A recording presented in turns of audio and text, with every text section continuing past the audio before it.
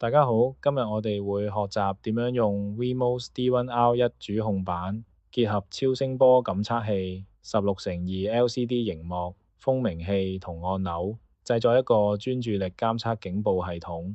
首先，我哋嚟擺放好各個硬件元件。超聲波感測器嘅 GND 放喺 A3，eCHO 放喺 A4，TAC 放喺 A5，VCC 放喺 A6，103NF 電容放喺 C3 同 B6。1000歐姆電阻放喺 E4 同 H4 腳位，2000歐姆電阻放喺 I1 同 I4 腳位。之後，蜂鳴器嘅正極放喺 A8，負極放喺 A9。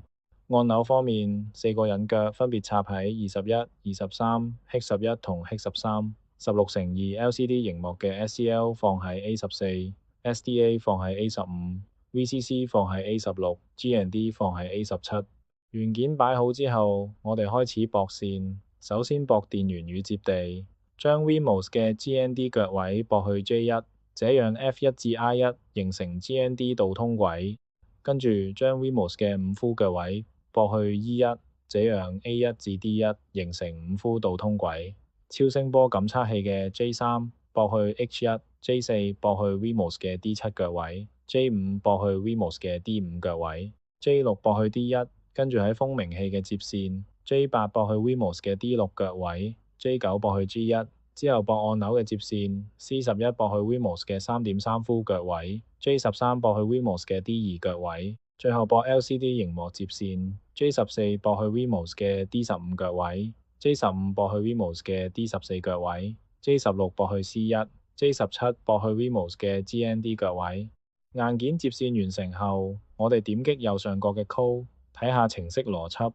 呢段 code 嘅重點喺狀態機監測校準狀態，按下按鈕後開始校準，測量使用者坐姿嘅基準距離、專注狀態、實時監測距離同倒數時間。如果距離偏差過大，例如分心走開或趴下，會啟動寬限期倒數。警報懲罰：若分心超過設定時間，蜂鳴器響起雙音頻警報，LCD 提示 Sit Straight，警告使用者坐好，完成狀態，倒數結束。LCD 顯示 Mission Done。check 完 code 冇問題之後，就可以開始模擬運作啦。